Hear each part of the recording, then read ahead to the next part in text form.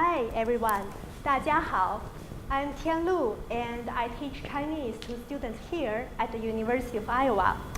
As a foreign language teacher, I want to know how many of you in this room have taken a foreign language class? Wow! As you can see, learning a new language has become increasingly important in this globalized world. With that in mind, you might ask yourself, if I can already speak one language fluently, then how does that affect my ability to learn a new language? This is the question that I pursue in my research.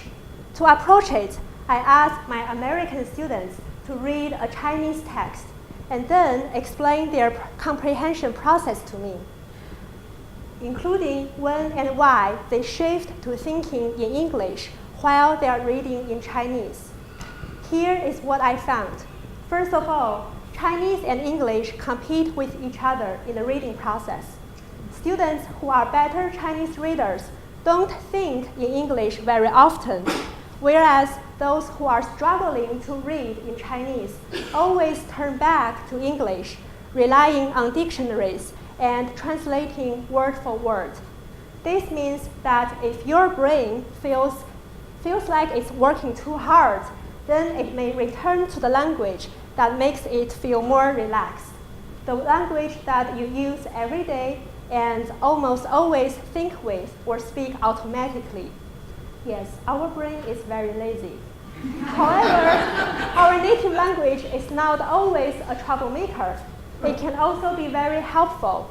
For example, in my study, some students like to paraphrase the meaning of the Chinese text in English because doing so helps them to piece the meaning together more quickly.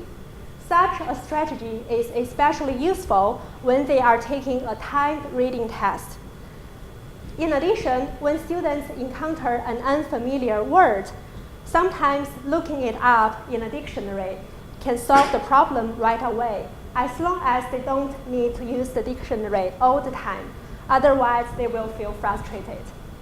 In short, our native language is like a frenemy to our second language. Sometimes it gets in the way, but in other cases, it lends a helping hand. So next time you are trying to learn another language, don't get too frustrated if you hear your native language speaking to you in the back of your mind. Maybe it's just trying to help. And as your second language becomes stronger, the voice of your native language will slowly fade. Thank you. 谢谢。